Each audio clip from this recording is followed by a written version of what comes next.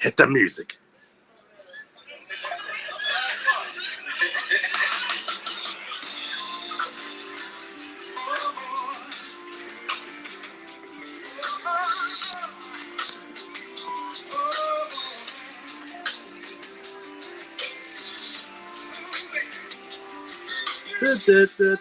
Baby.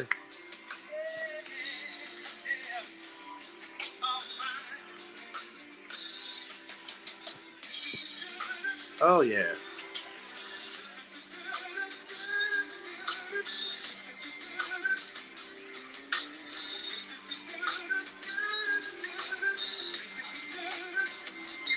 That's that black national family barbecue music right there. Oh yeah. That's soul. And we ain't talking about Korea either. That's right. What do you say? Da da da da da da da da.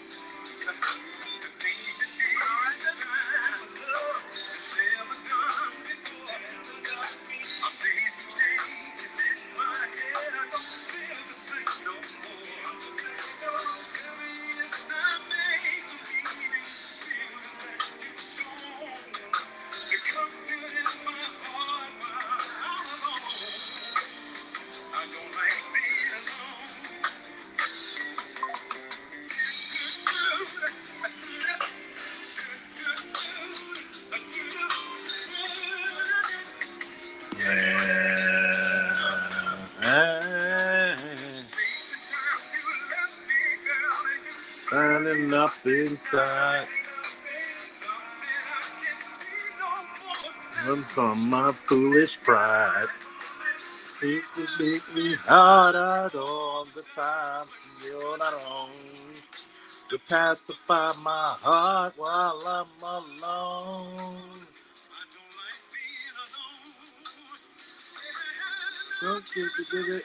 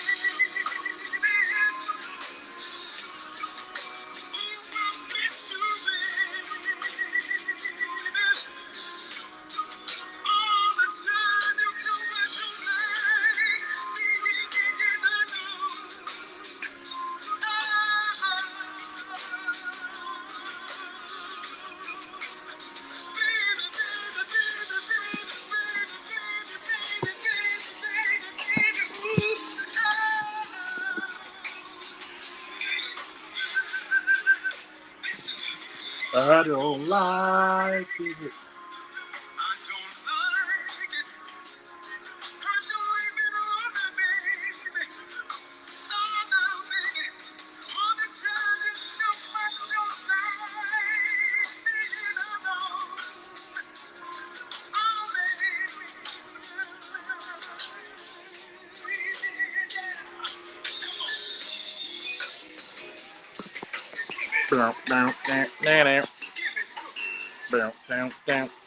Well. You about to put the steak on it like right here. Oh yeah, that's that. Well. Ladies and gentlemen, boys and girls, children of all ages, we have gathered here today to show our black asses off on this podcast that we get to show our ass with the loose cannon. Well, let's say AKA the Deacon Do Dirty. Deacon Do Dirty. Well, let's say it correctly. Go follow my man loose underscore cannon 4, aka Deacon Do Dirty, aka Josh, while we talk about some politics and some more plans and tricks. Oh Woo! yeah. And follow me on YouTube and Twitter. And Twitter. I'll be and saying a lot of crazy stuff on there. You got to check it out. Twitter, you setting that shit 5 days ablaze. God damn. Oh yeah. It's the Lord's work. The Lord's work. Now, we just got finished watching the Undertaker's podcast with former President Donald Trump. What's your thoughts on it? Oh yeah. It was a pretty good interview. It was fair, unlike MSNBC and CNN, and he answered every question that Undertaker had for him.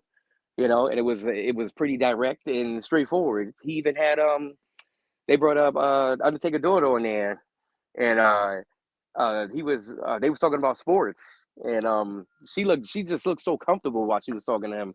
But you know how they do, Orange Man Dad, ugh, Oh, icky, weird.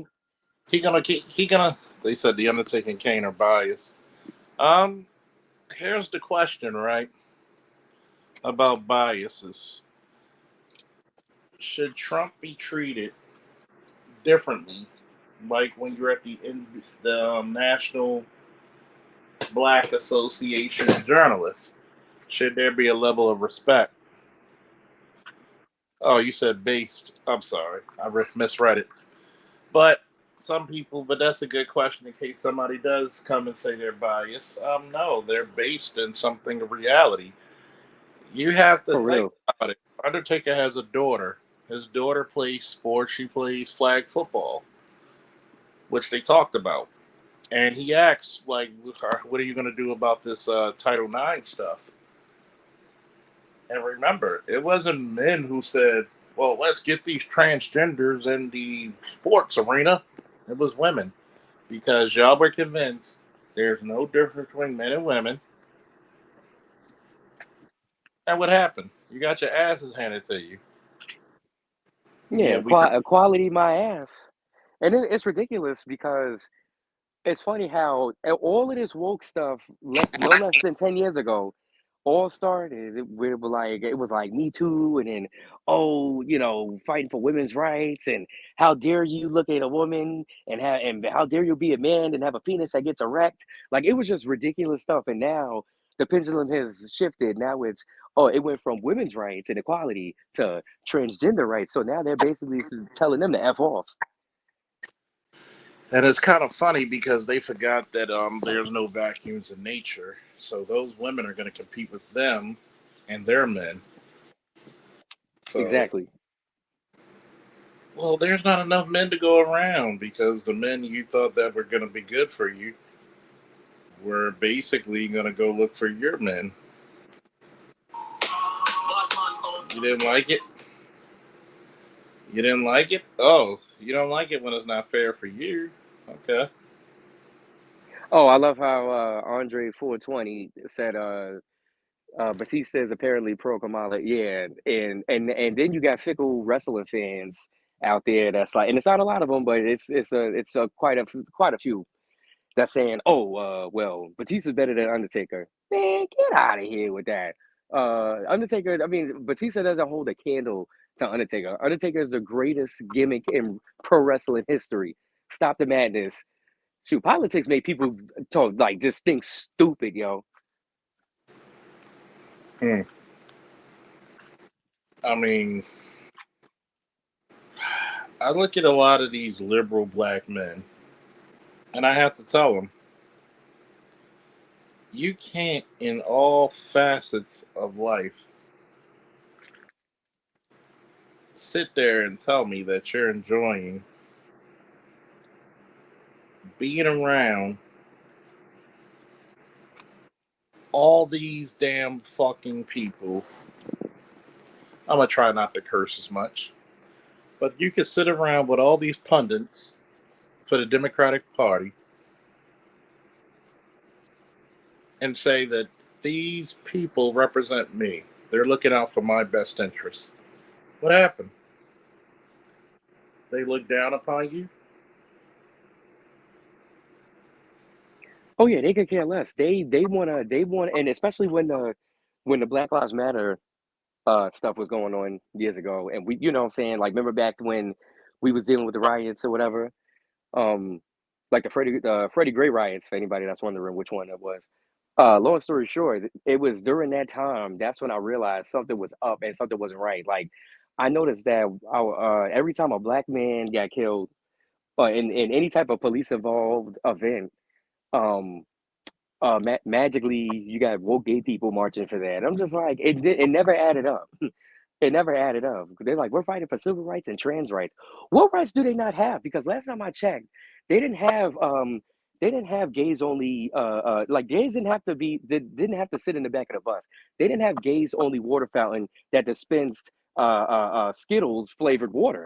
So I don't understand where's the oppression with them, because a sexual preference has nothing to do with skin pigmentation, and it pisses me off that they try to make it seem like the two are equal or the same, because it's not. It's nowhere near.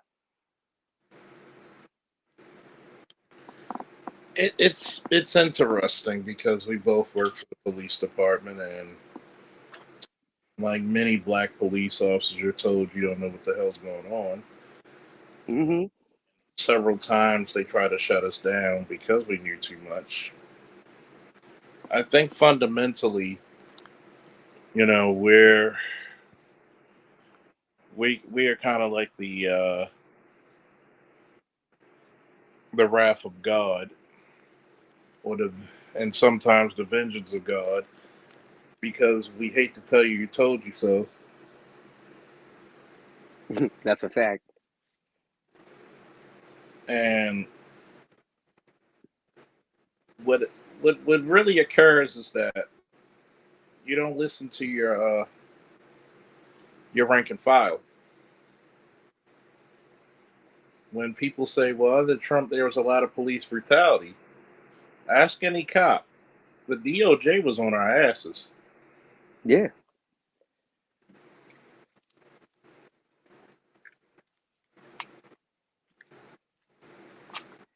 Yeah, the DOJ, they was coming at people. I remember I was a part of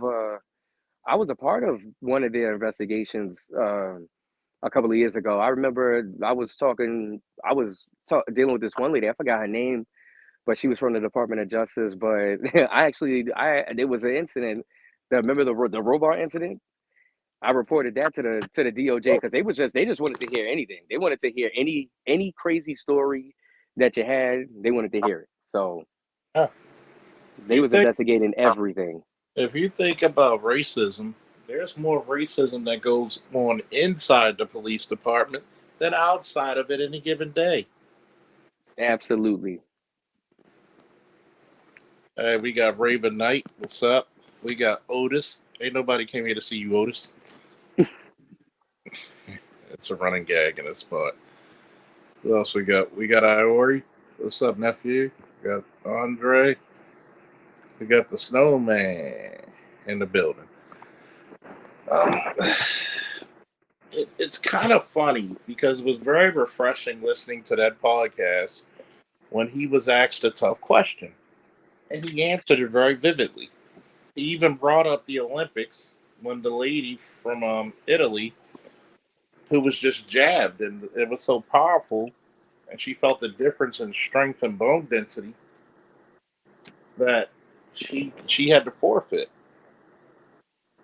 Beastly nerd in the building. Oh, Woo! Oh, did you Mr. know that Hot Boy. that lady you was talking about? I mean, that lady, the boxer, the dude. They Yeah, took the medals. the he win a gold medal. He want to go. They took the medals away. Yeah, they stripped it. Yeah, they stripped that. They stripped that. But MSNBC and CNN, they're not gonna tell you that. I don't think. I don't think they're going to tell you the correct time at this point. because they're so biased and it's horrific, man. And it's you heard me before, Josh, where I get in debates with some of my former wrestlers and people get upset, and I tell them, for all the criticisms you have for Trump, tell me what he did well. For all the praise you give Kamala, tell me what she did well. Don't tell me it's not because she's not the president. She has authority and power. What influence does a vice president have in politics, not only globally but domestically? Excuse me. Well, first and foremost, the vice president is the president of the Senate. Yeah. If you're going to tell me she doesn't have any authority, she doesn't have any power, you're bullshitting. You're straight bullshitting. And let's be actual and factual. When you're the tie-breaking vote of the Senate, the place that makes your laws, and you have to read over and make a decision over that. That's a lot of power. And you wonder why we're at such extreme inflation. It's through the roof. At some point, something's got to give.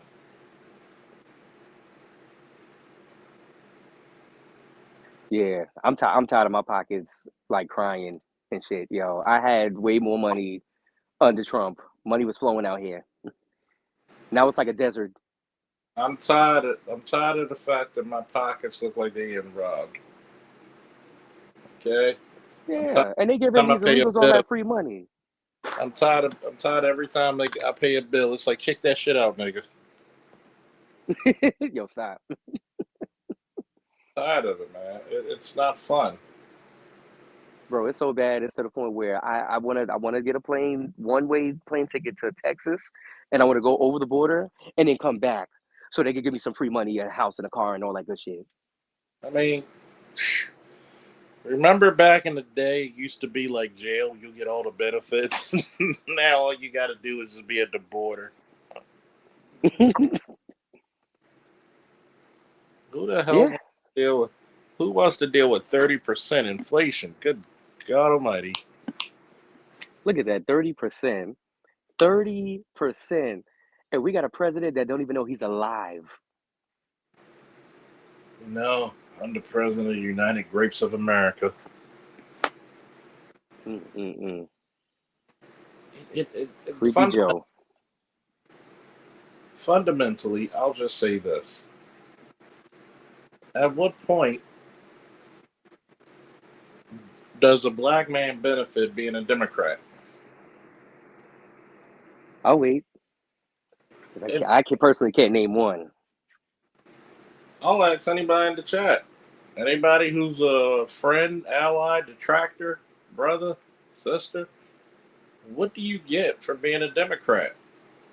Except their ass to kiss.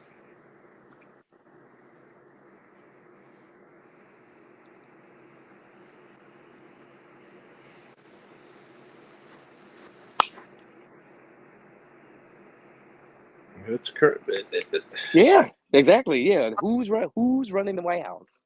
But in my opinion, it's the voters are.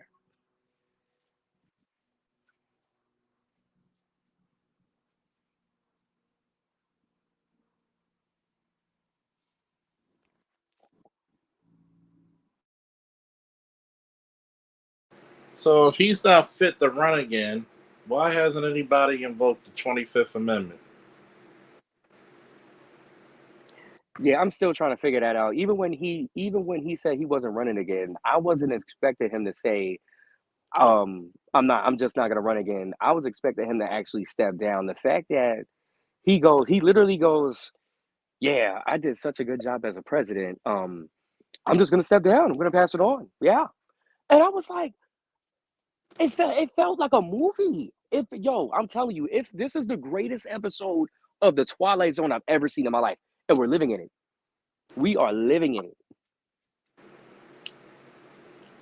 Hmm. This So is the definition of insanity.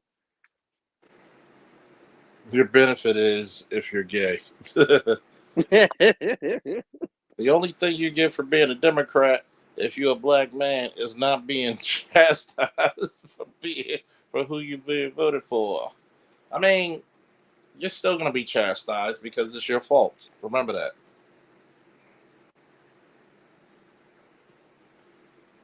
If it was my guess, I'd put more money on Barry running the office. Um, I want to ask everybody, and I'm gonna start with you, Josh. hmm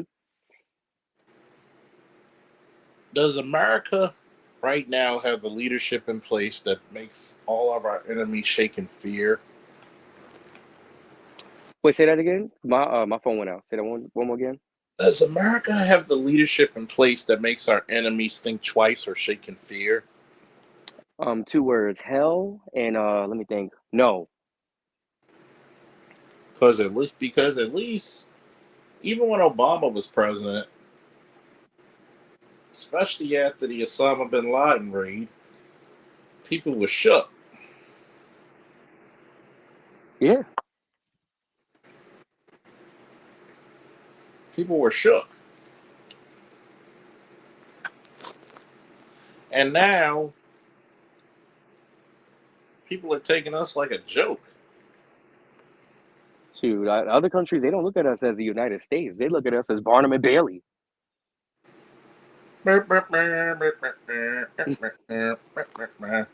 Don't forget to hit the like button, people. Smash the like button. Hulk smash it.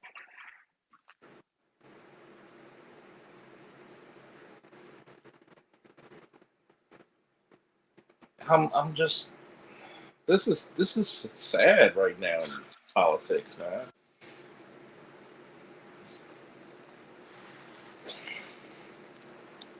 Yeah, Biden is the worst president we ever had in U.S. history, and definitely if all the presidents that we've seen in our lifetime, yeah, it's him. And if Kamala wins, it'll be her immediately. Jimmy Carter ain't got nothing to worry about. I know people would say that he was the worst president.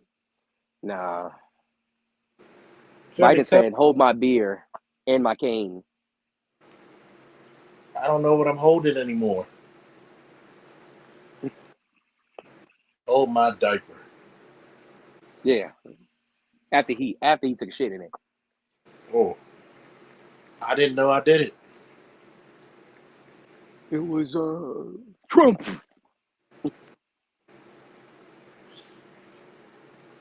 Um, oh no, he's probably saying, "Oh, I'm taking a Trump right now."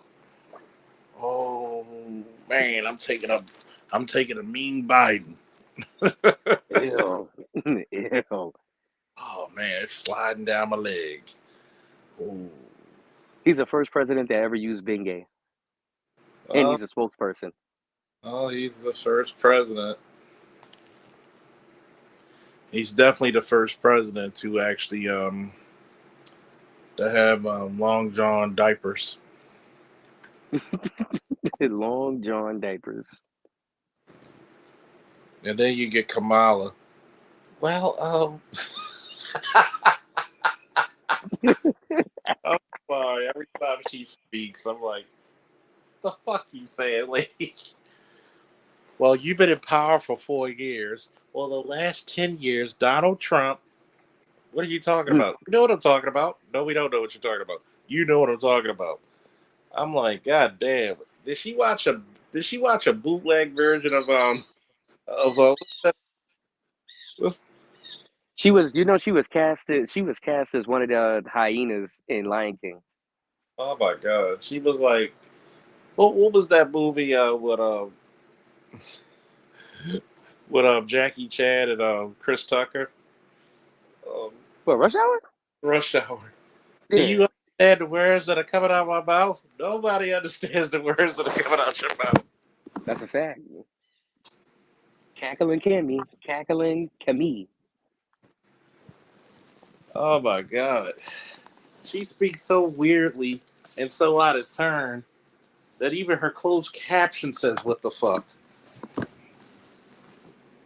Man, let's be Baby. real here. You know Doug Emhoff can't stay in her ass.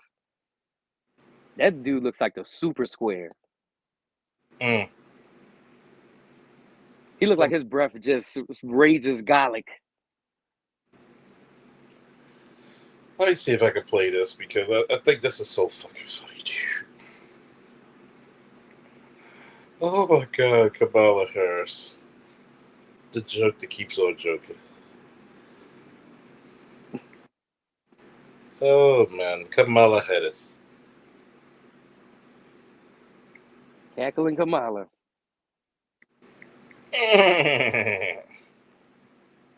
Yo, she definitely do look like a horse. I ain't gonna lie. Why you think her best friend is Megan?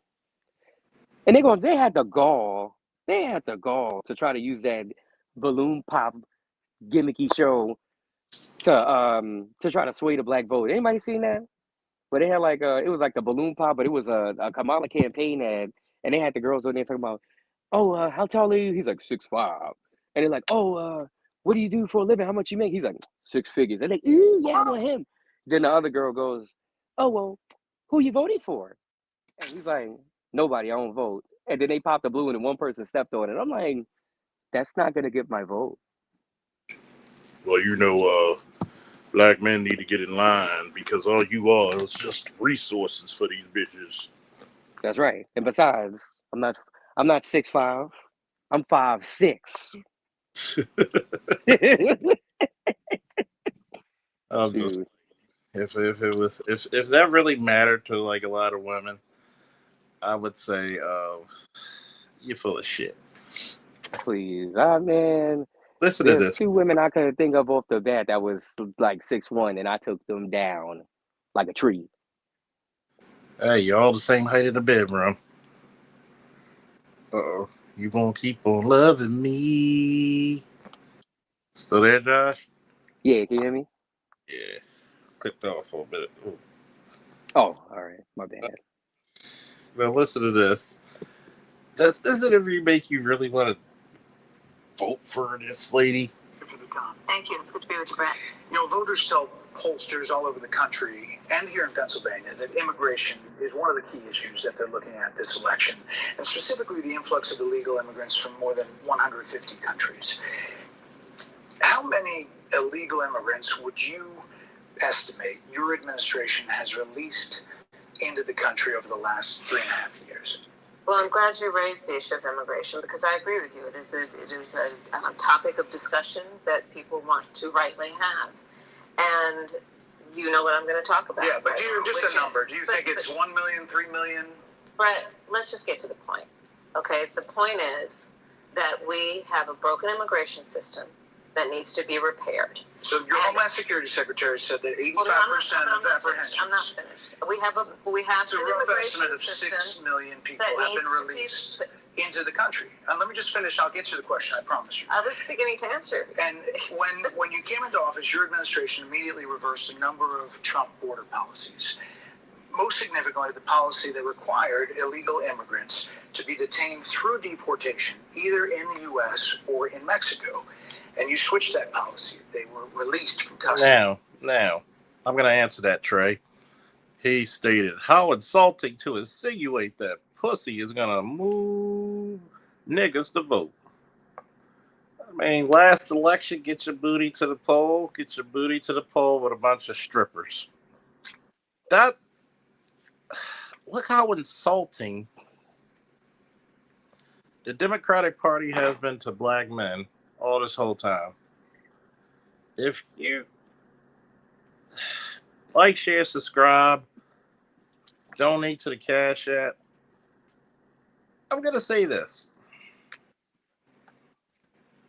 Give me one reason why we should even support a party with one, you had nothing that you had to deal with us. You want nothing to do with us.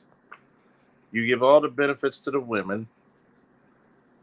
You give all the jobs to the women.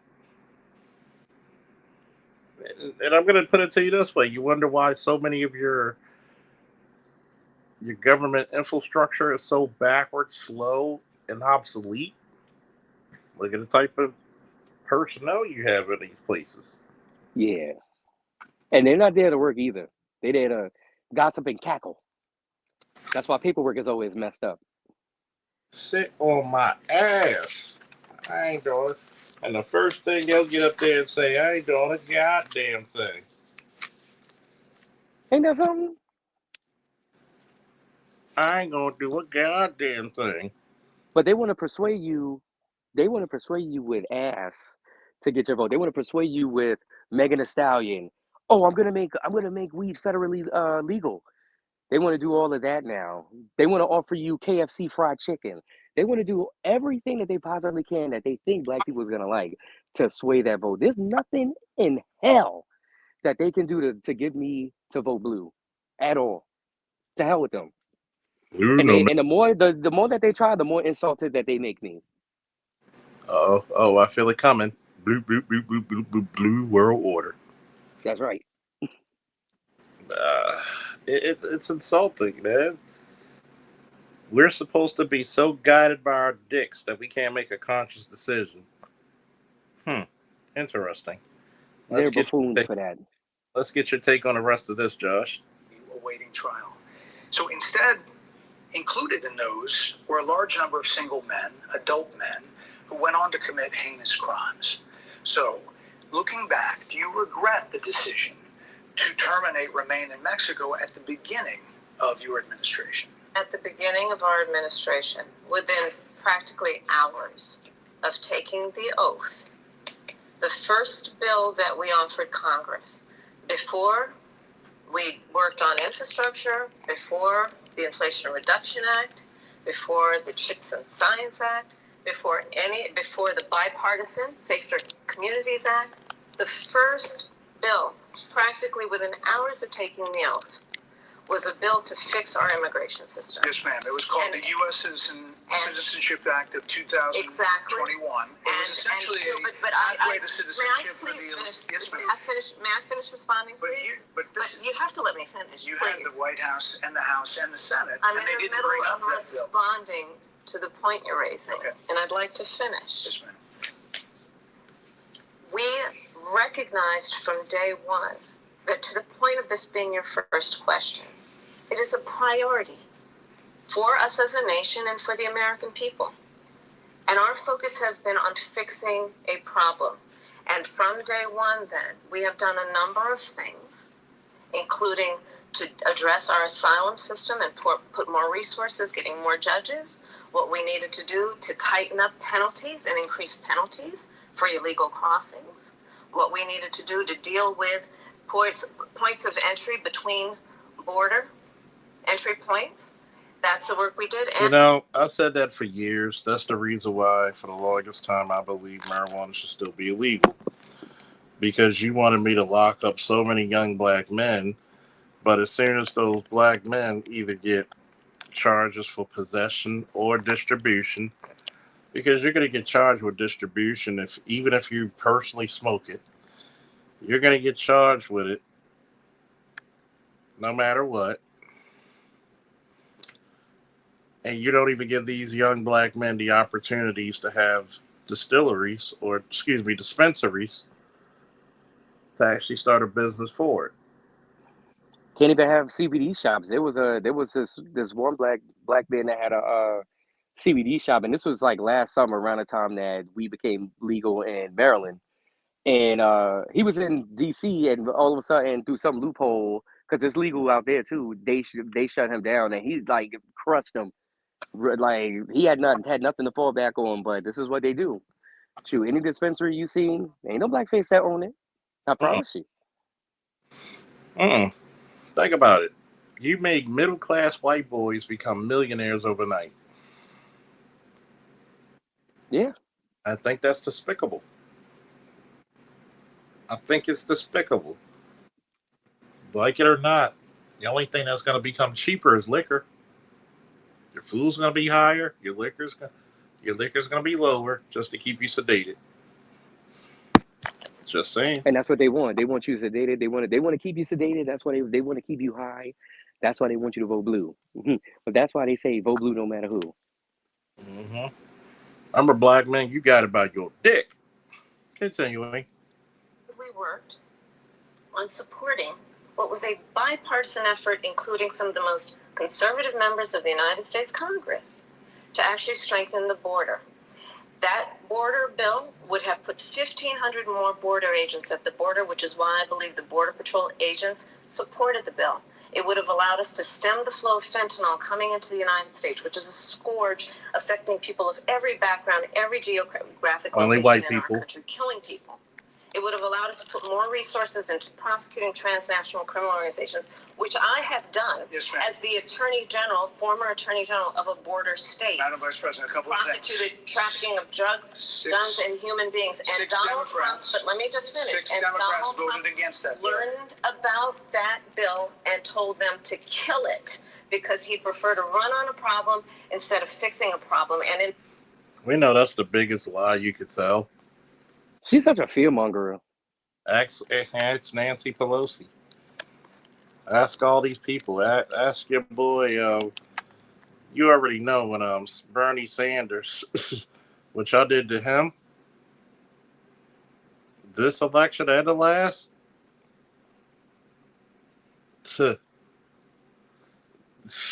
Good God Almighty! Of course, you know he wasn't gonna vote for shit y'all had to say. Not a goddamn thing.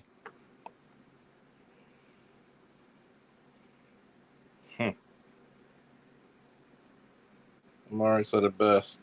We lack commercial properties. They got us coming and going, trying to start businesses. Well, here's the problem. It's kind of hard to get capital when you don't have your own financial institutions that you can depend on. Part of the reasons why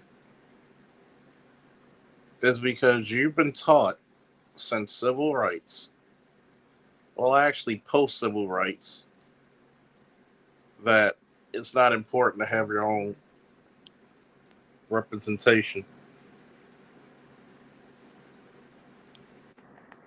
Okay?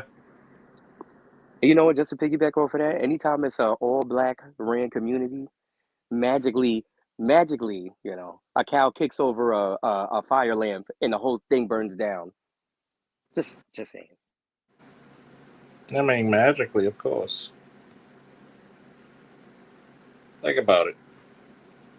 We'll support stupidity over progress. That's why they want to keep us. Distracted.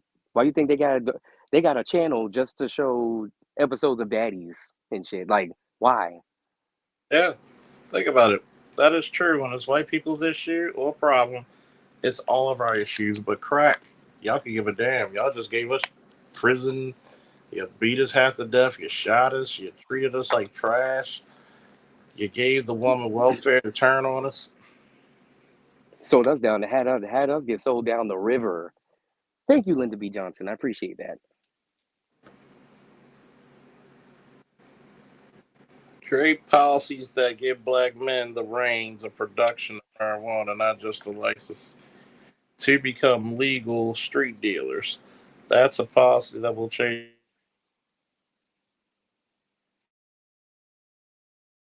Hello? Yeah, you went out for a second. Somebody called. Oh. You know how that is.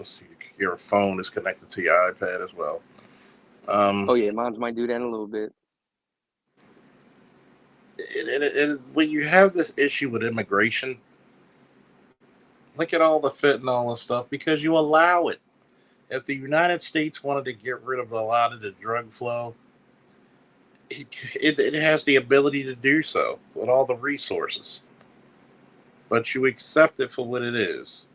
this election, this is rightly a discussion that the American people want to have. And what they want are solutions, and they want a president of the United States who's not playing political games with the issue, I hear you. but actually is focused on fixing Six it. Democrats voted against that bill. It would have allowed 1.8 million illegal immigrants into the country a year. A lot of conservatives had a problem with it. These are the 6 Democrats. But more importantly, back to the original premise, Jocelyn Nungari, Rachel Morin, Laken Riley, they are young women who were brutally assaulted and killed by some of the men who were released at the beginning of the administration, well before a negotiated bipartisan bill.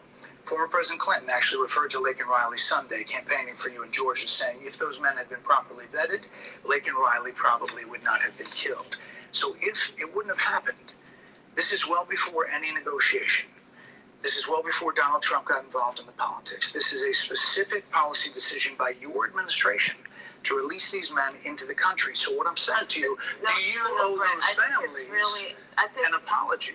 Let me just say, first of all, those are tragic cases. There's no question about that. There's no question about that. And I can't imagine the pain that the families of those victims have experienced for a loss that should not have occurred. So that is true. It is also true that if a border security had actually been passed 9 months ago, it would be 9 months that we would have had more border agents at the border, more support for the folks who are working around the clock, trying to hold it all together, Madam Vice President, to ensure that no future harm would occur. And this election in 20 days will determine whether we have a president of the United States who actually cares more about fixing a problem, even if it is not to their political advantage in an election, because there was a solution, Brett. Madam Vice President, it was a policy decision in the early part of your administration. I will let one of the mothers talk about it. Take a listen. Because of the Biden-Harris administration open border policies catch and release, they were enrolled in the Alternatives to Detention program. This meant that they were released into the United States. It was not even a full 3 weeks later that they would take my daughter, Jocelyn Nungare's life. I believe the Biden-Harris administration open border policies are responsible for the death of my daughter. That's the early days. So do you owe them an apology is what I'm saying. I will tell you that I am so sorry for her loss. I'm so sorry for her loss. Sincerely. But let's talk about what is happening right now with an individual who does not want to participate in solutions. Let's talk about that as well. But do you want to answer in all fairness, I told you, I feel awful for what she and her family have experienced. During that time, you said repeatedly that the border was secure. When in your mind did it start becoming a crisis? I think we've had a broken immigration system transcending, by the way, Donald Trump's administration even before. Let's all be honest about that. I have no pride in saying that this is a perfect immigration. Hey, Josh. Oh my God, man. Did she even give an apology? No. Did she even say we failed? No, not at all. There's a lot of blood on that woman's hands. Between her and Biden, there's a lot of blood on their hands, man. Mm-hmm. There's a lot of blood. On American soil and on non-American soil. Don't forget about when the soldiers left Iraq. Afghanistan. All them people that was hanging off of that plane and falling, because they were scared they was gonna get their heads blown off. Yeah, you're right. No accountability. Before Trump, it was Obama. And my thing is, I would like to point out is the fact that they keep saying, "Oh, the last 10 years, Trump, he wasn't president the last 10 years." Let me give you a timeline of the last 16 years. The last 4 years was Democrats, right? It was Biden. 4 years before that was Trump. Okay. Maybe she got it confused. Oh, I'm sorry. I went out. I had got a call. But no, I was saying the last 4 years, Biden. 4 years before that, Trump. 8 years before that, Obama. So how is it Trump's fault that we are the way that we are now? I don't understand. Think about it. You had a global pandemic and you didn't even have this inflation.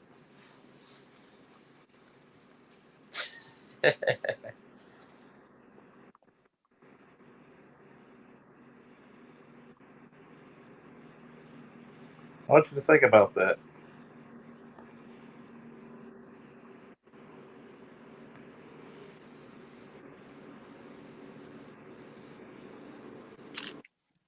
I want you to think about that. Oh, river.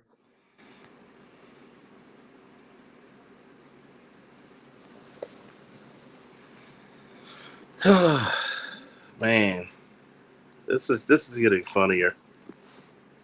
Immigration system, I've been clear, I think we all are, that it needs to be fixed. We need more. I was just down at the border talking with border agents, and they will tell you, and I'm sure you probably, I know you investigate and you are a serious journalist. They will tell you we need more judges. We need to process those cases faster. We need the support for those cases that should be prosecuted. They need more resources, and Congress ultimately is the only place that that's going to get fixed, Brett. Well, that's how this system works. That's the premise of this question. But there were that's how 90 the system plus works. executive orders that were rescinded in the first days. Many of those were Trump border policies. I'm not going to stay here because there's other things to talk about, but you frequently talk to the Border Patrol Union for support of that bipartisan bill, and they did. They supported it. But they also just endorsed Donald Trump and said, you've been, quote, a failure with border security. Why do you think they said that? I think they're frustrated, and I get it. They want support. They want support, and that's what that border security bill would have done. These guys down at the border, these men and women, they're working hard. They're working around the clock. I get it. There's a lot of people that look back at what you said in 2019 when you first ran for president. And there have been changes, and you've talked about some of them. When it comes to immigration, you supported allowing immigrants in the country illegally to apply for driver's license, to qualify for free tuition at universities, to be enrolled in free health care. Do you still support those things? Listen, that was 5 years ago, and I'm very clear that I will follow the law. I have made that statement over and over again, and as Vice President of the United States, that's exactly what I've done, not to mention before. If that's the case, you chose a running mate, Tim Walz, governor of Minnesota, who signed those very things into state law. So do you support that? We are very clear, and I am very clear, as is Tim Walz, that we must support and enforce federal law, and that is exactly what we will do. So decriminalizing border crossings, like you said in 2019. I do not believe in decriminalizing border crossings, and I've not done that as vice president. I will not do that as president. So these are evolutions that you've had. But let's be very clear.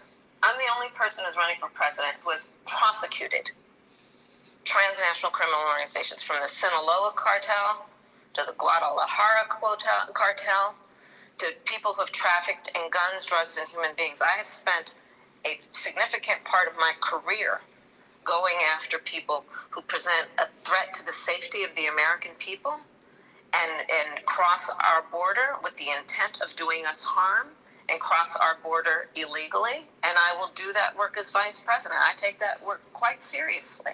This is a time when voters, especially here in Pennsylvania, are inundated with commercials and ads. They just want it to stop because it's every commercial. But many of them add noise, but a few of them seem to break through.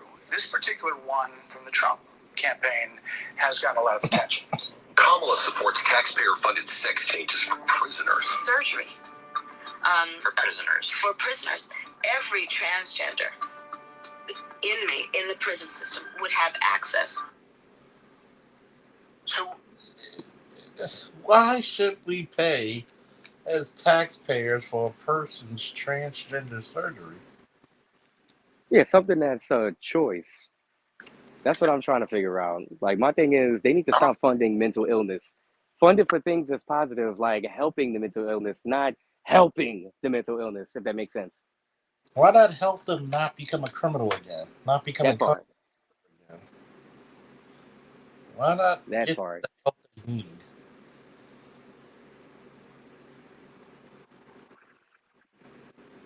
That's just like tampons in the men's bathrooms. Why is that there? Where is it going? My ass? I'm really. If you choose to live a same-sex lifestyle, that's your choice. Right, more power to you. You have the right to do so. Here's my joint. Why? What do you get out of this? Like, if you choose it, but what do you need taxpayers' money to get a surgery or hormones for? It's not a country club, it's prison. Right.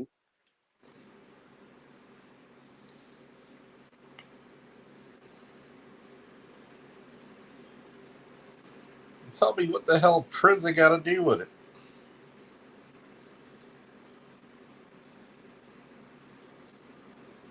All the stuff that's going on in the world, gas prices, food prices, they're gonna start charging for air, and she worried about transgender people in prison. Do you know how ridiculous that sounds? All out of all the other stuff or out of all the stuff that's going on, you worried about false rainbow shit? Let's be real here. I mean, really. What is this happening for? For what?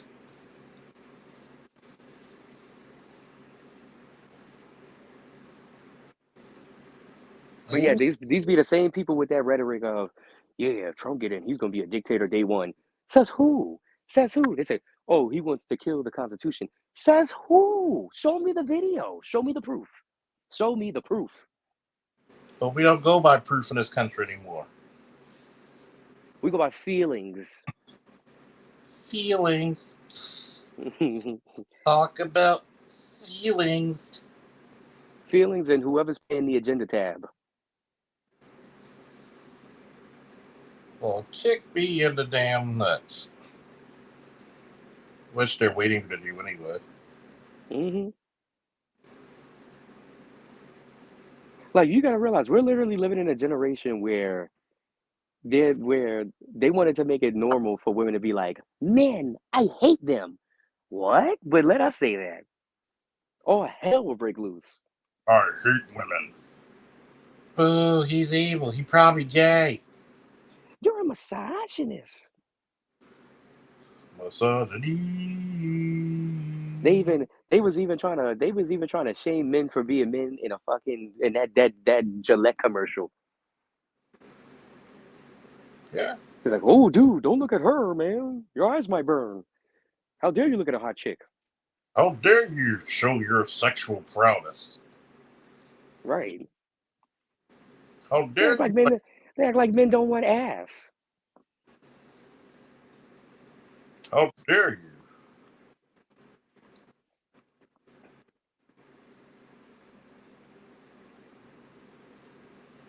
How But dare look, that's not okay. That's not okay. But Transformers reading the children half naked, that's perfectly fine. They give it a chef's kiss.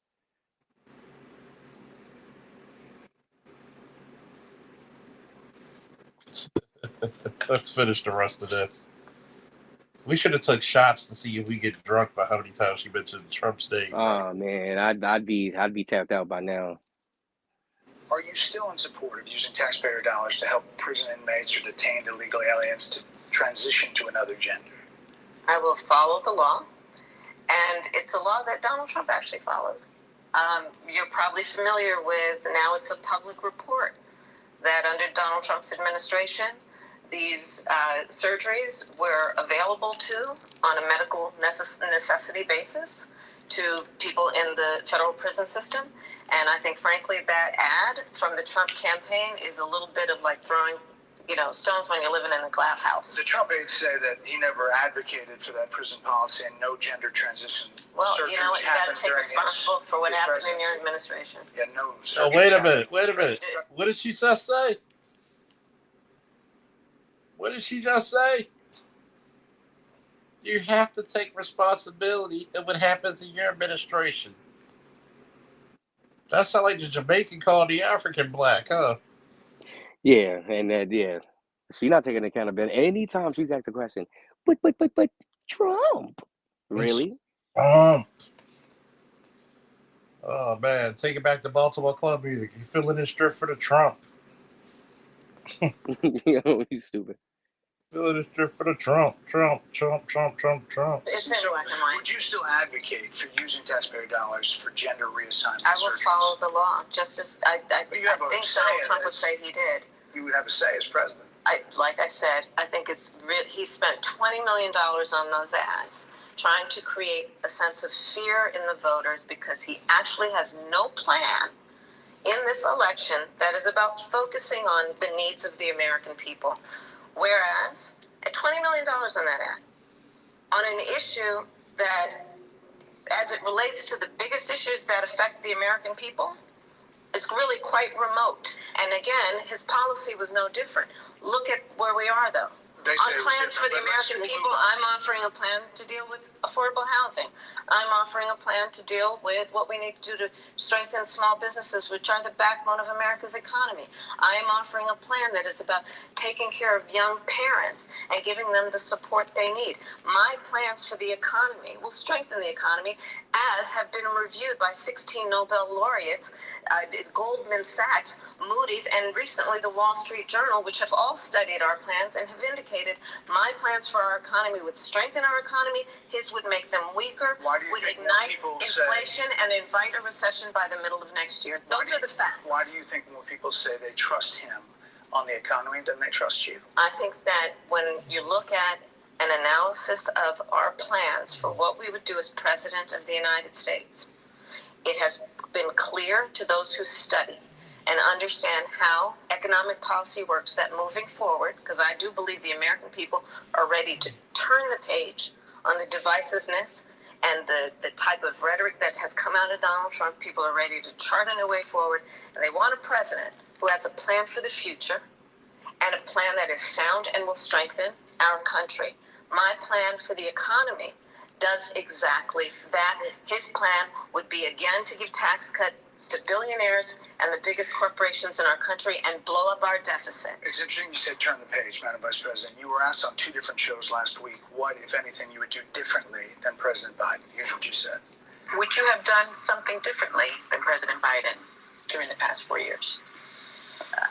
There is not a thing that comes to mind in terms of, and I've been a part of most of the decisions that have had impact. Under a Harris administration, what would the major changes be, and what would stay the same? Sure. Well, I mean, I'm obviously not Joe Biden. I know. And so that would be one change in terms of, but also I think it's important to say with, 28 days to go, I'm not Donald Trump. So, you're not Joe Biden, you're not Donald Trump, but nothing comes to mind that you would do differently? Let me be very clear. My presidency will not be a continuation of Joe Biden's presidency. And like every new president that comes in to office, I will bring my life experiences, my professional experiences, and fresh and new ideas. I represent a new generation of leadership. I, for example, am someone who has not spent the majority of my career in Washington, D.C. I invite ideas, whether it be from the Republicans who are supporting me, who were just on stage with me minutes ago, and the business sector, and others who can contribute to the decisions that I make about, for example, my plan for increasing the supply of housing in America and bringing down the cost of housing, addressing the issue of small businesses, which is about working with the private sector to bring more capital and access to capital to our small business leaders, including my plan for a $25,000 down payment assistance for first-time home buyers and for small businesses, extending the tax deduction from $5,000 to $50,000. I've heard a lot about those plans in recent days. Your campaign slogan is a new way forward, and it's time to turn the page. You've been vice president for 3.5 years, so what are you turning the page from? Well, first of all, turning the page from the last decade in which we have been burdened with the kind of rhetoric coming from Donald Trump that has been designed and implemented to divide our country and have Americans literally point fingers at each other. Rhetoric and an approach to leadership that suggests that the strength of a leader is based on who you beat down instead of what we all know. The strength of leadership is based on who you lift up. Now, what leadership has she shown in the last almost 4 years? Anybody want to take a crack at that? I'm just wondering, like, do we really, really get this bullshit? Because I'm really starting to hear this, and I'm hearing this shit not that well. You talk about taking responsibility, but you refuse to do so. Just refuse to do so.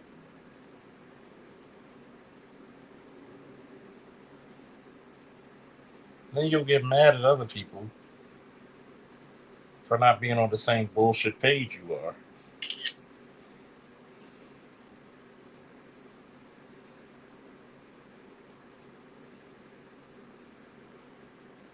I think it's even more interesting that you truly gave no real solutions. You talk about $20,000 for a business. Where's the money coming from?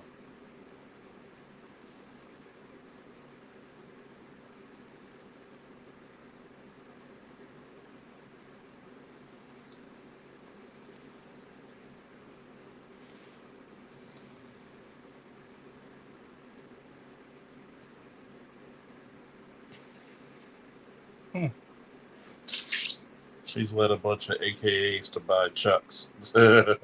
That's right. You're representing a new generation of leadership. When you goddamn boom. When you got a goddamn boomer, you're a goddamn boomer yourself. She claims the Republicans are pointing fingers, yet it's the majority of what she says that the Democratic Party does. I mean, it is what it is, folks. It is what it is. I feel so entertained playing this. Of an American president, which is one who understands that the vast majority of us have more in common than what separates us. Madam That Vice is President, more turning than the page. 70% of people That is tell about turning the pollsters- page on rhetoric that people are frankly exhausted of, Brett. More than People are 70% of people exhausted. tell the country is on the wrong track. They say the country is on the wrong track. If it's on the wrong track, that track follows 3.5 years of you being vice president and President Biden being president.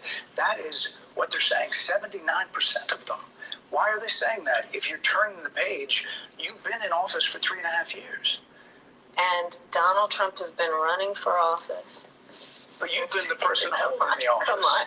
Madam You and Vice I President. both know what I'm talking about. You and I both know what I'm I talking actually about. don't. What are you talking about? What I'm talking about is that over the last decade, You're people the have lever of become. power. But listen, over the Being president. That Hey, Josh, you still there?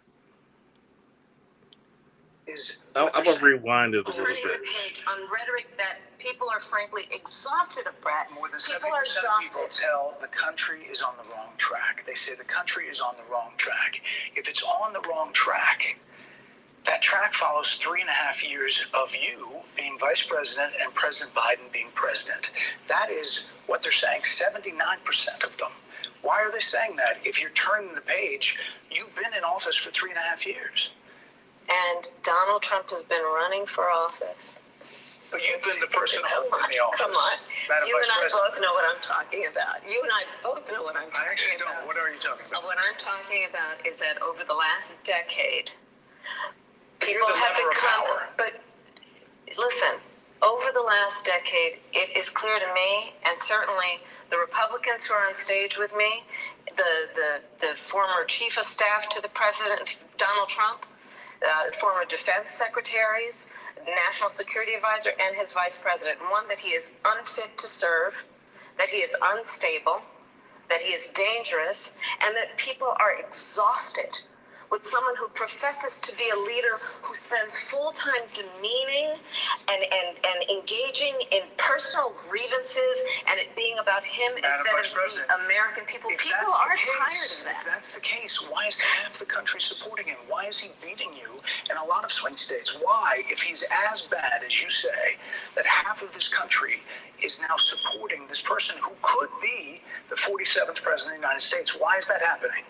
This is an election for president of the United States. It's not supposed to be easy.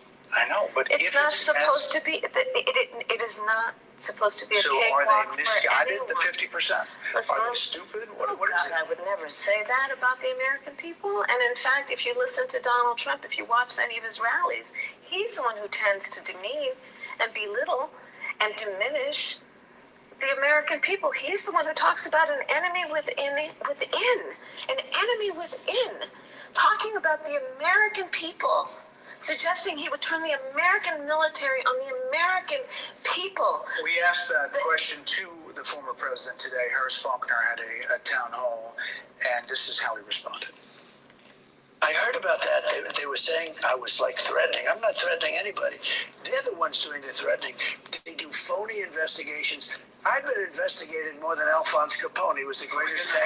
No, it's true. We've got to think of it. It's called weaponization of government. It's a terrible thing.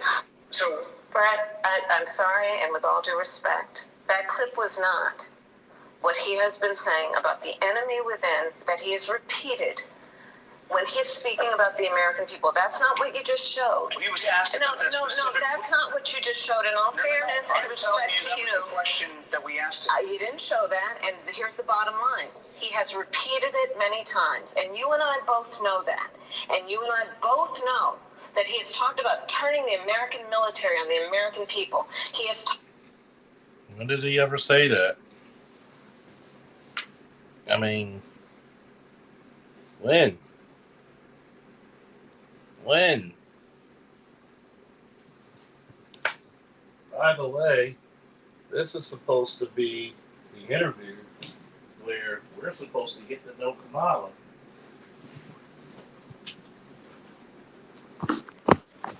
Tell you one thing, Kamala's giving Trump free publicity.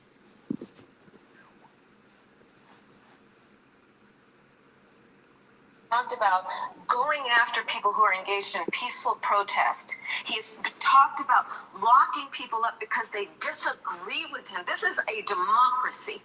And in a democracy, the President of the United States, in the United States of America, should be willing to be able to handle criticism without saying he'd lock people up for doing it. And this is what is at stake, which is why you have someone like the former chairman of the Joint Chiefs of Staff saying what Mark Milley has said about Donald Trump being a threat to the United States of America. He's quoted in the Bob Woodward book that way, yes. Let me ask you this, Madam Vice President. You called Donald Trump. The significance of that. You called Donald Trump. He's misguided. You say now he's unstable. He is unstable, Brett. He's not well. You say he's mentally not stable. He's not stable. Let me ask you this. You told many interviewers that Joe Biden was on his game, that ran around circles on his staff.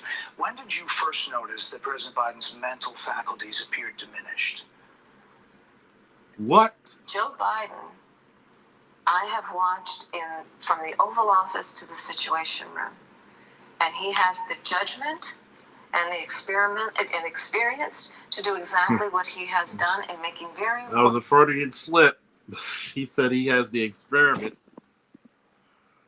The experiment. Oh, sorry. Got to add you back in. You back, Josh? All good. She said she got the experiment. They were experimenting on him just to keep him alive. That's what they were doing. Oh my goodness, who you have in there? Dr. Frankenstein? Here's your meds, Mr. President. Fire bad. Trump bad. Harris good.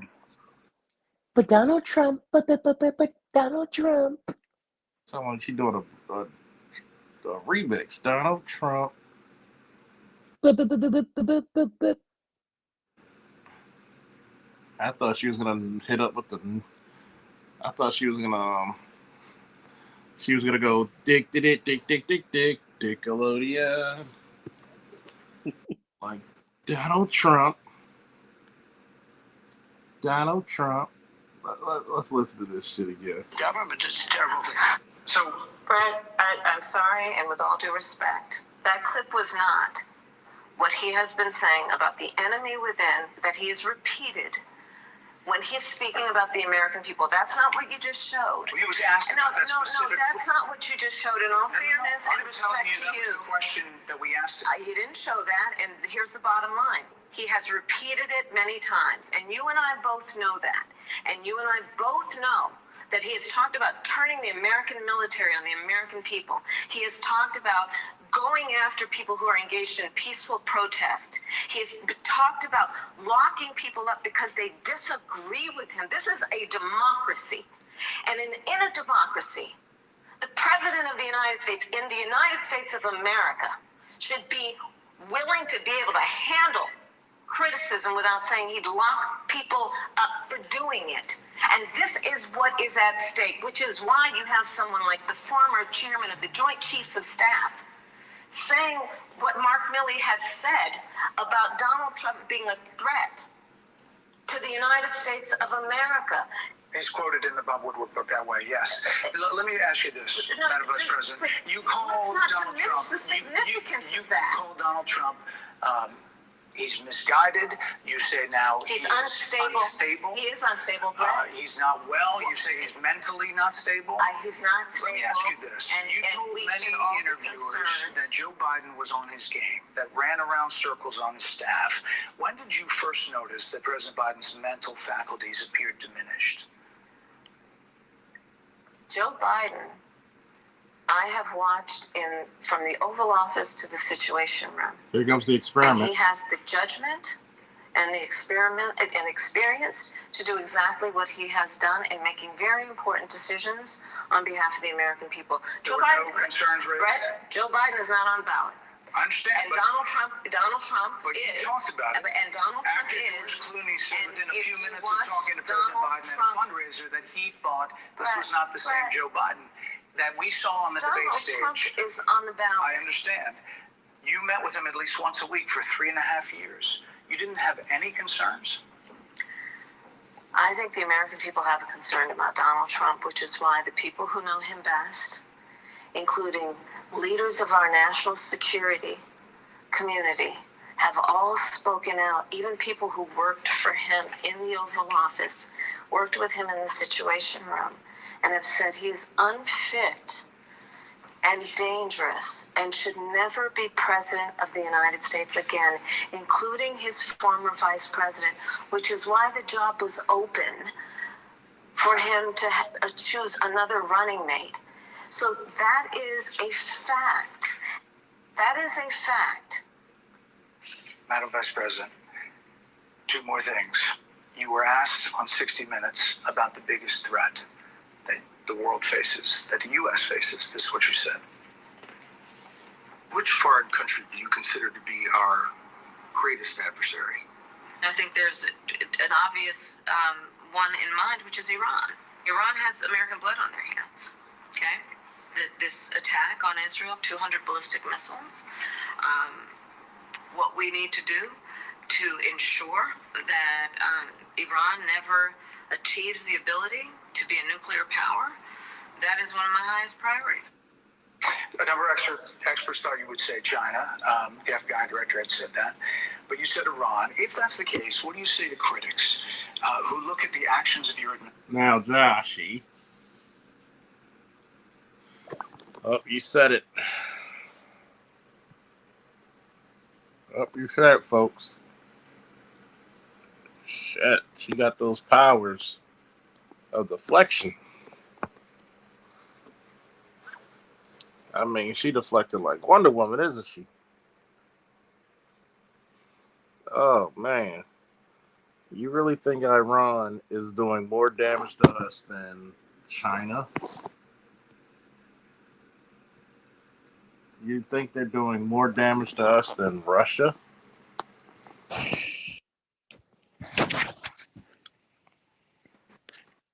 Who do you think is the greatest threat to American safety or American public? The ones that's running it. Good answer.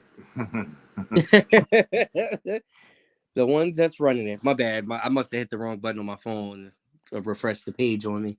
I'm just wondering, like, if she can't answer a good damn question, this is the person who was supposed to be Number 2, and the president. Wow. And y'all want to vote this chick out? Have at thee, man. Have at thee. But she's a black woman. Exactly. She's black. I know. She hasn't had much joy since that Fox interview, clearly. And that Obama statement didn't help much either. That was not good. And she was just dodging them questions. I mean, it was either word salad or Trump.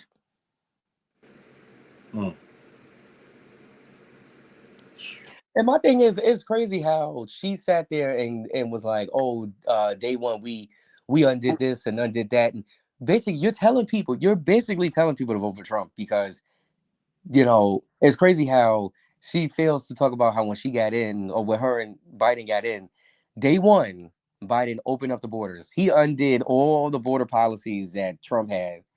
Not to mention, even though this wasn't day one, this was probably a couple of months or a year later, where he cut the funding to HBCUs. Let me say that again. Joe Biden, Sleepy Joe, cut the funding to HBCUs. But, MSNBC and CNN, they're not going to tell you that. Joy. Anybody want to hear the CD Vance?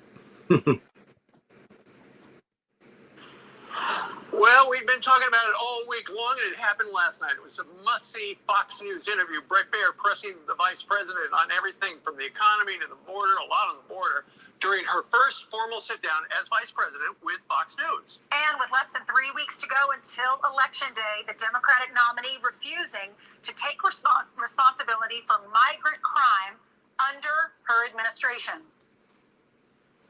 Jocelyn Nungary, Rachel Morin, Laken Riley. They are young women who were brutally assaulted and killed by some of the men who were released at the beginning of the administration. Do you owe those families an apology? Let me just say, first of all, those are tragic cases. There's no question about that. There's no question about that. And I can't imagine the pain that the families of those victims have experienced for a loss that should not have occurred. So that is true.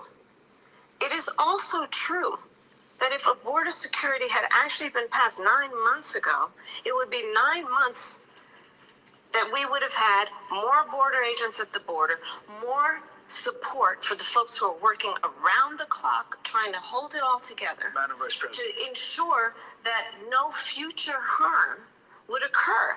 And this election in 20 days will determine whether we have a president of the United States who actually cares more about fixing a problem, even if it is not to their political advantage in an election, because there was a solution, Brett. So the mother of Rachel Morin joined us earlier on Fox with an emotional reaction to the Harris interview. Watch. And I've talked to people that have lost children, and they said the pain never goes away, that I'm going to walk with it the rest of my life. That's an unbearable thing. I want to feel happy again. And I don't know how to do that.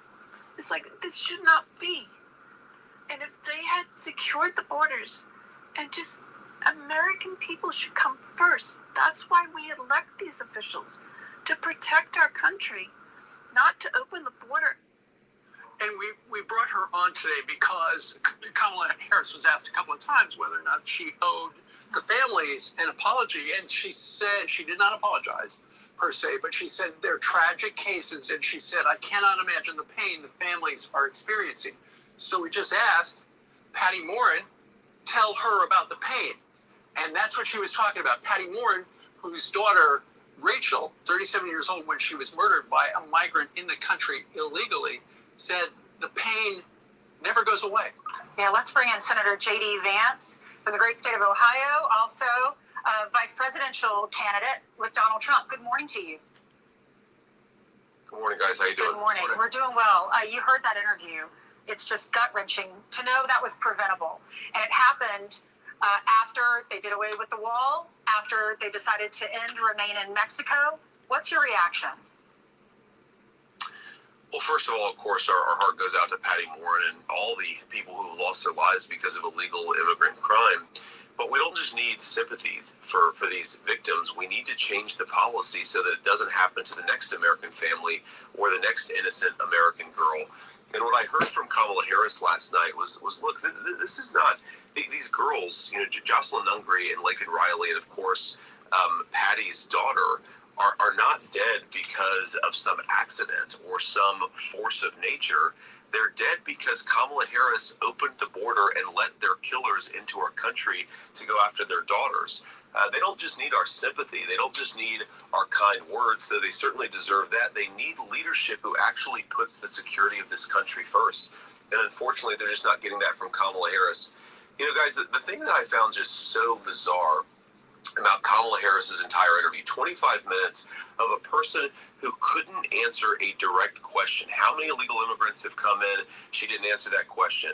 What are we turning the page on? She goes and talks about Donald Trump, who, of course, hasn't been in office for the past 3.5 years. Kamala Harris has been. What I saw as a person who not just didn't have the skill to navigate a tough interview, but doesn't know how to explain her record, because her record is not possible to explain away to the American people. And so she dipped and dodged questions for 25 minutes. That's not leadership. And that's not contrition. And I think the American people would like to see from their vice president an acknowledgement that she screwed up. It's why we have so many of these problems. Real leadership would be promising a new course and acknowledging while the old course didn't work. So, Senator, if we could just stay on immigration a little bit, because one thing I noticed in that interview is that there's a fundamental misunderstanding between changing the laws when it comes to immigration reform and border security. And it seems like they feel like it's one of the other. So I guess my question is, how do you guys highlight that on the campaign trail? Because you saw in the interview with Brett Baer, she continued to say, well, we proposed the bill. But of course, that bill had no border security measures there. Yeah, that's exactly right. So first of all, you go back to the original days of the Biden-Harris administration and 94 executive orders when Kamala Harris became border czar that had the intended purpose and had the effect of opening the American southern border. That's ending Donald Trump's Remain in Mexico policy. That's stopping construction of the border wall. That's a whole host of things that basically threw open the floodgates. Now, they want to pull this bait and switch where they say, yes, we opened the border for 3 years, but if Congress had bailed us out 3 years later, that somehow was going to make the original 3 years of our open border better.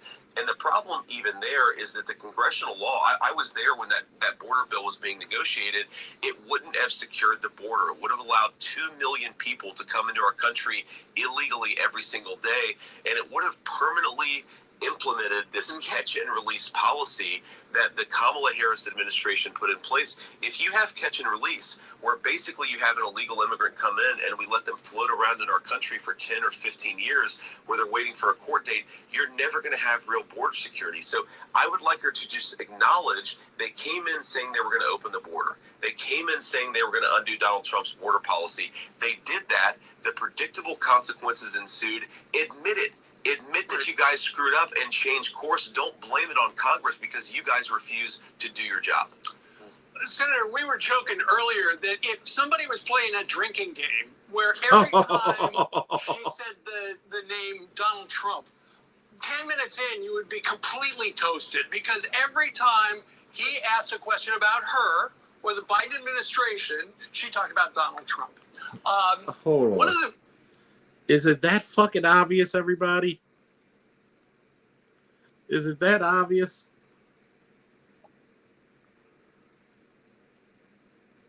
Is it that obvious?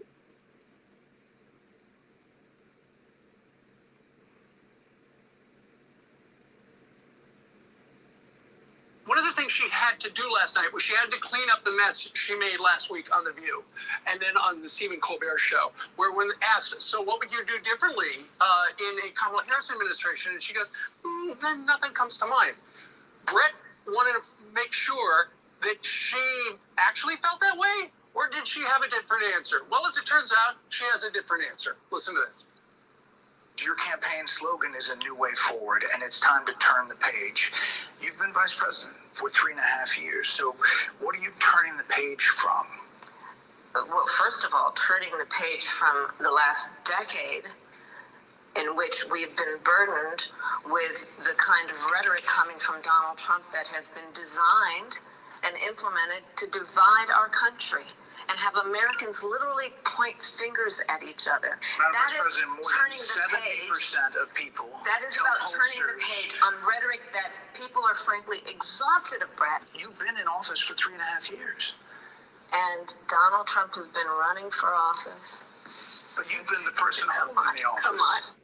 Yeah, come on. I heard 2 or 3 times for a drink during that one particular answer.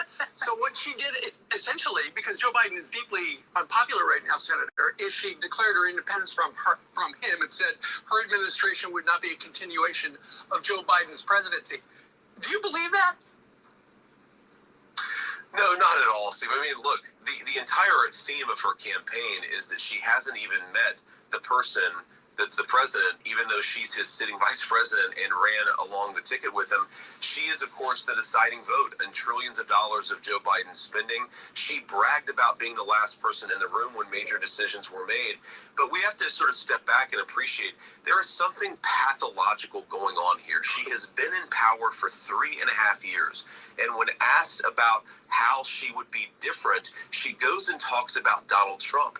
And when it's pointed out, well, you've actually been in office for 3.5 years, she says, well, he's been talking about politics for 10 years.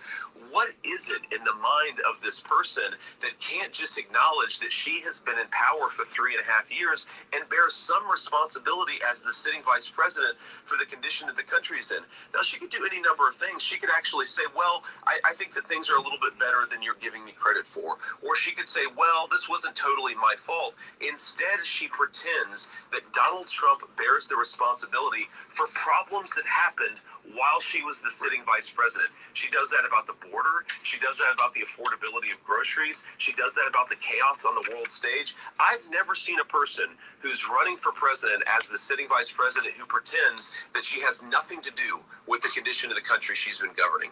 Well, we saw Elon Musk supporting Donald Trump when he was in Butler, and he's campaigning for him in Pennsylvania.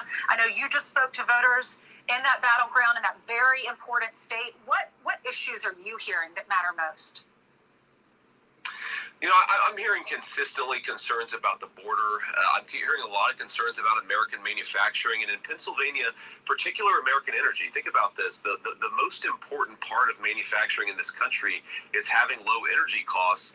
Pennsylvania workers are saying, we've got the best energy in the entire world. Kamala Harris won't let us get it out of the ground. And that's why we're supporting Donald Trump, is because he's the president who will.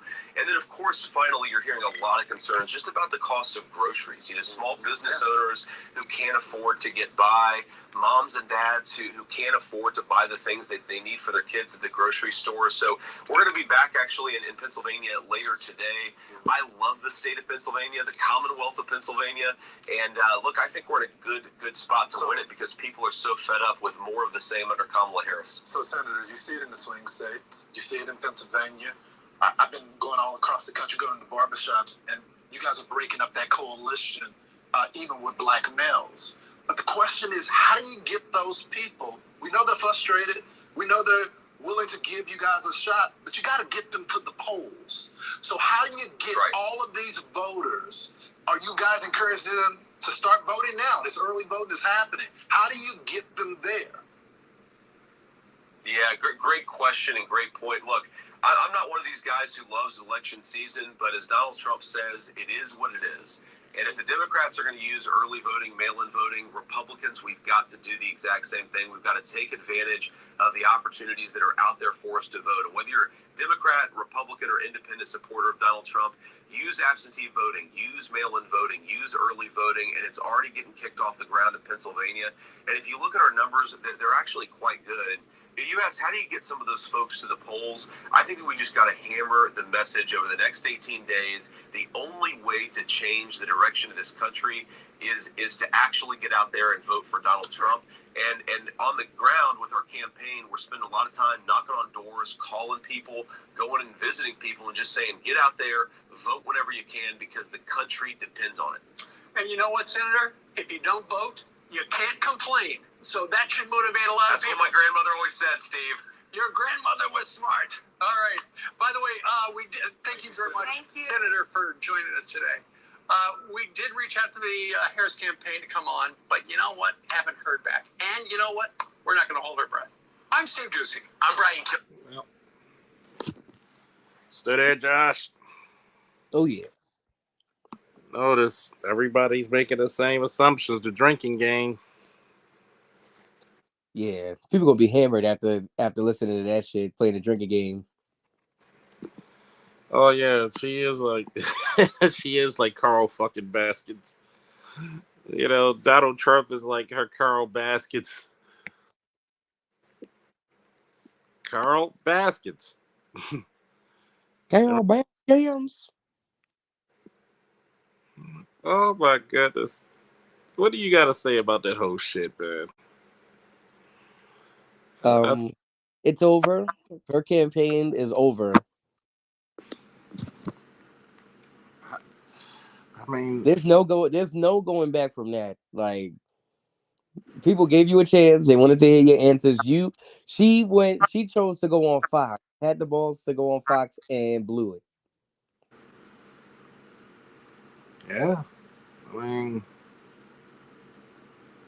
here's the whole thing. We wanted to know what you're about. Obviously, you didn't want to tell us. You had an axe to grind with your boy. You know what? Fuck Donald Trump. I thought she was going to make a mixtape on his ass.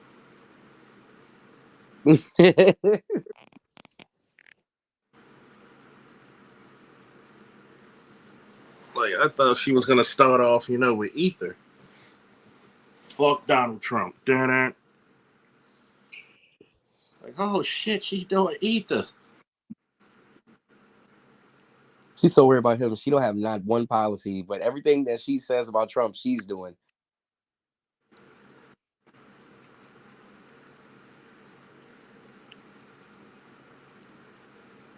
And I'm just wondering, like, how in the internal fuck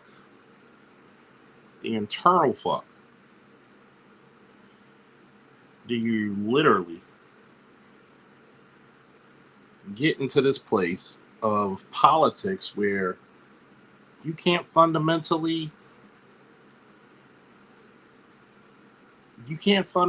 say that I'm going to vote for Kamala because she didn't even focus on her own policies.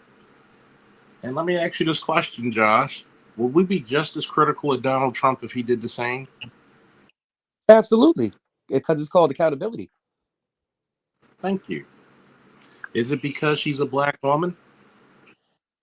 That Indian woman cosplaying as black ain't black. But no, it's not. It's just the fact that when it comes to politics, America's a business, okay? And when you're president, you're expected to do your job. But here's the point that I want to express to you. Are we being fair comparing both her and Trump? Yeah. Because are we being fair? Yes. Absolutely. Because I can play the latest Trump interview, which was The Undertaker, when he was asked about Title IX.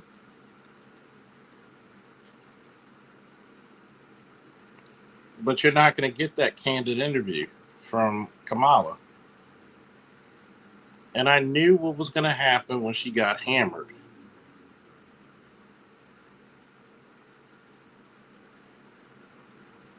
Well, you got to understand, you got to give her time to think.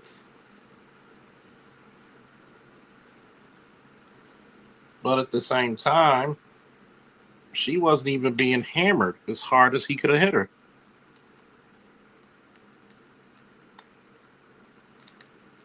She was mad that she didn't get the usual softball questions that they throw at her. She didn't have time to giggle. Mm-hmm.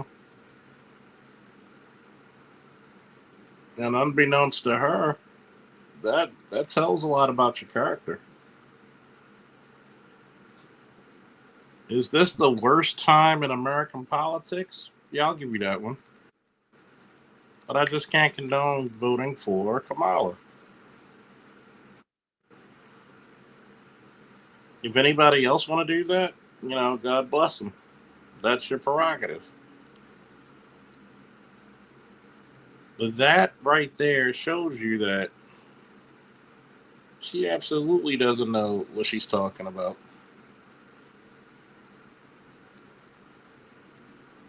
And that's frightful.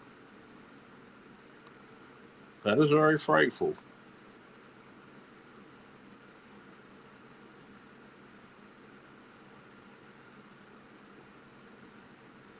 Well, Charles, you got to be fair. We're being fair. Nobody wants to talk about how black men are looked at during this whole case of scenario.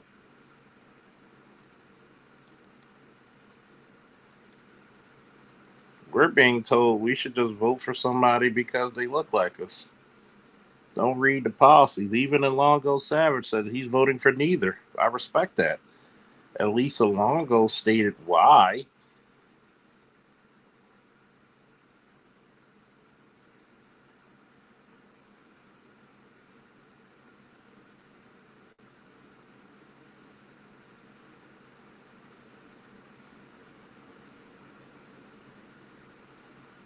Nobody ever wants to state their purpose, and I think this is what the reason why there needs to be an overhaul of American politics.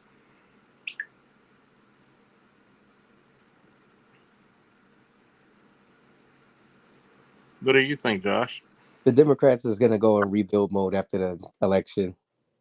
If they can. There's no, like, so many black people waking up, both black men and women, it's going to be to the point of no return where black people are not going to want to come back. So they're literally going to have no choice but to rebuild their party. And let's be very fair. Let's be fucking fair.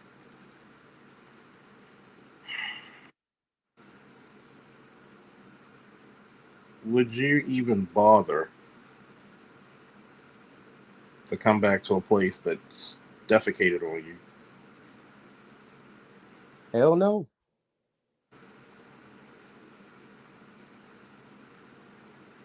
Because let's be very factual and actual.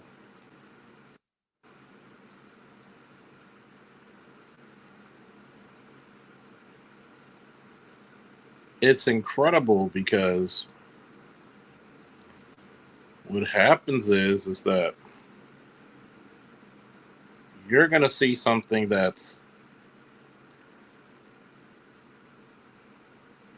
really amazing in the next few weeks.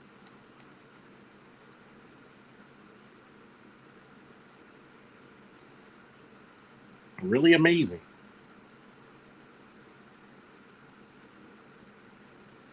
Should we be able to govern ourselves properly? Should we be able to have access to things that the migrants and illegals have gotten?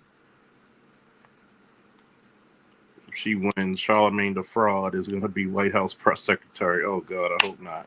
Yeah, giving word salad answers like the current press secretaries they got now.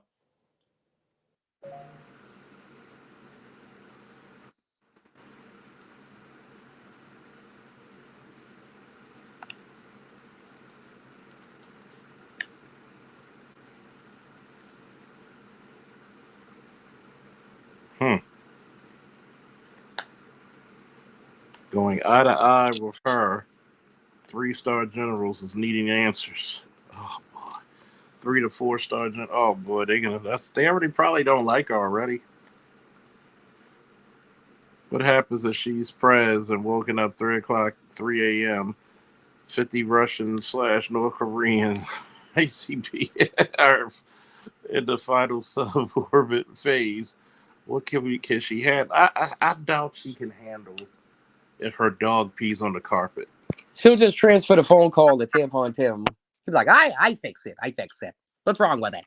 I'll get it. Okay. Let me pull this out.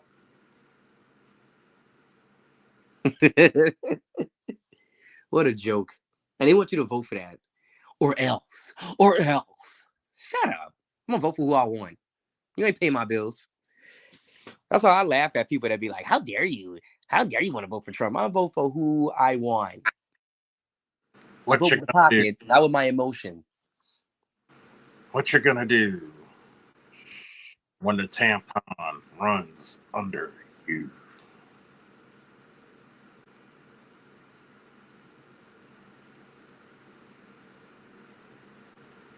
This lets you know. I'm looking at a video where criminals, if you're going to have a glass, right? A glass, right?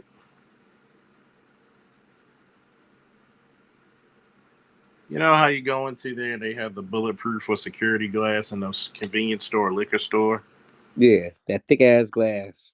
If you're going to have that, make sure you don't have a drop ceiling where criminals can dig up the ceiling and drop inside of your containment.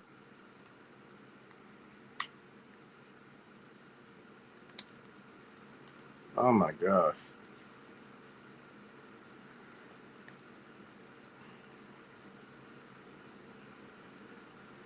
I'm going to tell you this. If you don't have firearms, I don't know what to tell you.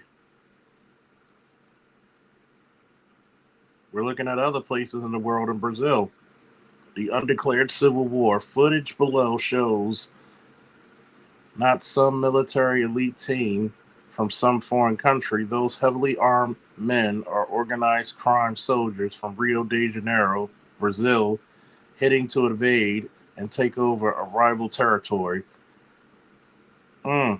Criminality in Brazil has reached levels of a war, especially in the last 3 years, with daily confrontations against the usually less equipped law enforcement, resulting in growing deaths, both from criminals, police officers, and innocent civilians. Wow. My God.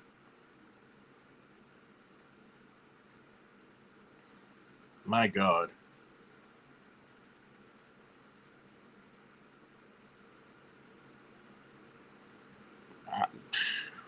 Man.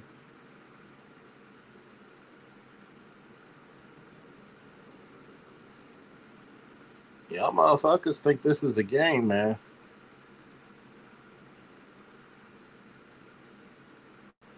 Y'all think this shit is a game.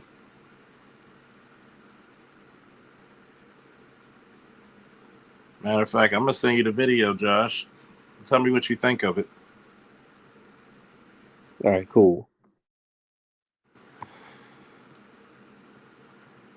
Well, you're right, LAPD SWAT. Black Hawk Down 2.0 coming to a hood near you.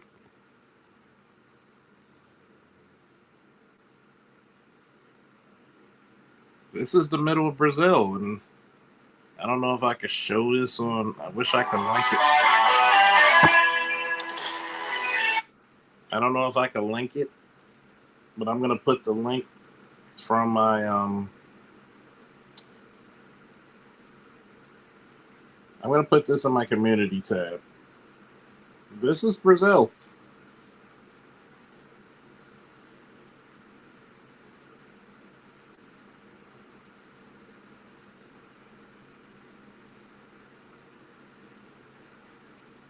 This is scary. I'm on my LinkedIn account. Yeah, I just seen the video. Them dudes are strapped up. And that's Brazil. That's just going down the block on the street. Broad daylight, regular looking day. That's insane. AK-47, shotguns, pistols, AR-15s. Probably, knowing this illegal place, those are probably M4s. Some heavy weaponry. Look like an invading army. Imagine if that was your post as an officer in the Baltimore Police Department. You can't power against that. Yeah, everybody would be at the at the district at that point. You would be dead. Oh yeah. You try to challenge that, you die. And they looking for a problem. Now They look, want the smoke.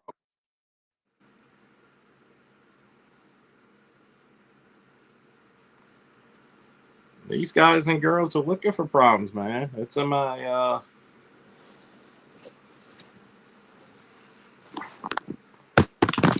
it's, you think we up here trying to talk bad about females, bad about Kamala, but you're talking to two experienced guys who, for one, is telling you like it is. This is an ugly ass world out here, man. Ugly ass world.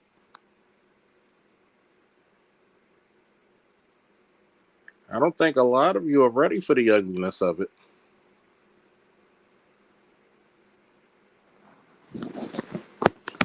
And we're supposed to get this chick who shows.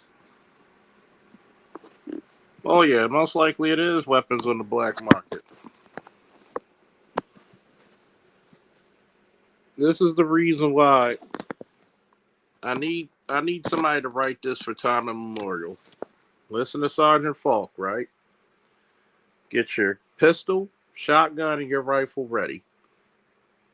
You don't need a big ass caliber. You just a nice 12 gauge, a nice 5.56, a nice 9 mil or 40 caliber will do you right.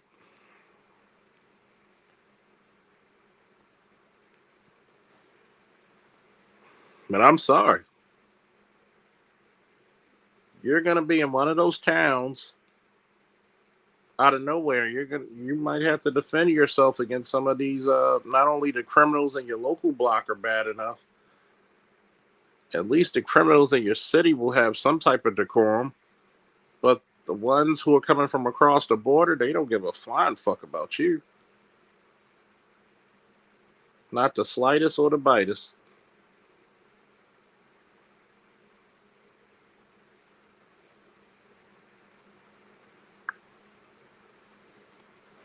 Know what a lot of you are going to be like, well, that's not fair. That's doom and gloom and all this other stuff. Doom and gloom sometimes will keep you alive longer than anything. Hopeism, okay? Like, share, subscribe, donate to the Cash App, people.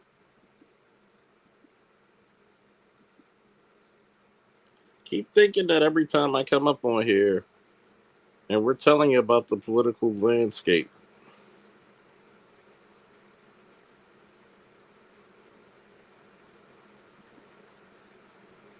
That political landscape shit it's not a joke. They're trying to turn this country into a third world country.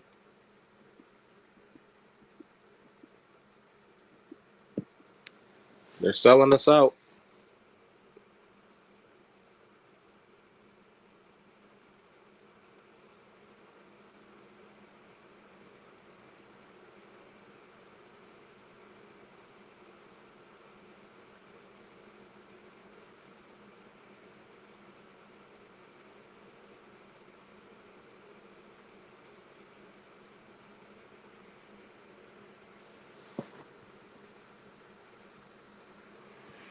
On less lethal. Reason why we call it less lethal because there's always a chance of lethality being issued. I think less lethal gives you an option before you go directly to lethal. You just got to be trained on the sufficient. You should never, if you're in a lethal situation, you use a lethal defense. If you're in a less lethal situation, you use a less lethal defense. If a person pulls a knife on me, I'm not gonna pull out. I'm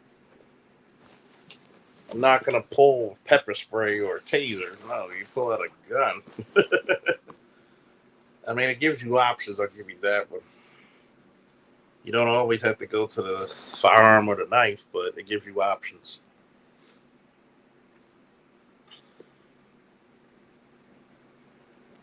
So it gives you a little bit more options of flexibility.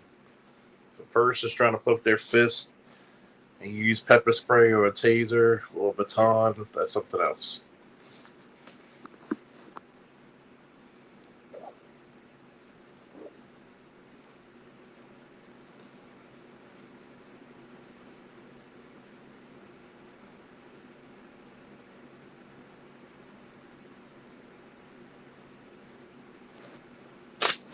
Anybody else? Any big questions? I'm a little frightened for a lot of niggas, man.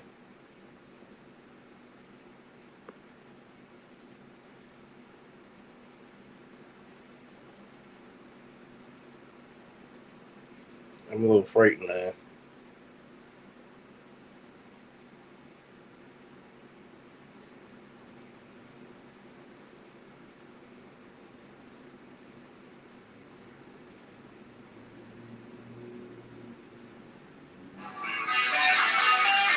Hold on, folks.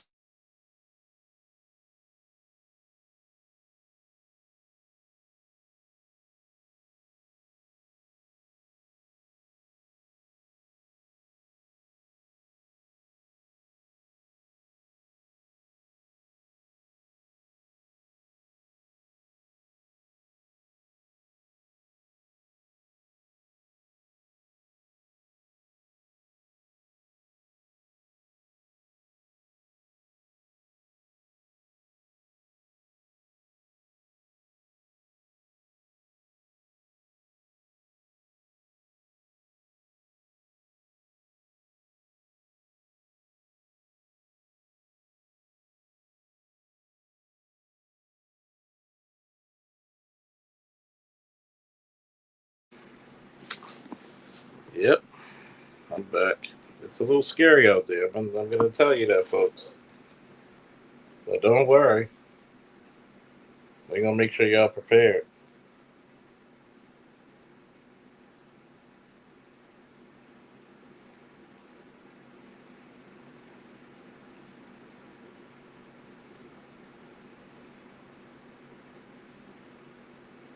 We'll make sure y'all prepared, man. Let me catch up with my pops. Get out of here. I'm probably going to do another live stream later on today or tonight. So let's see what's up, all right? Later. Woo! Peace.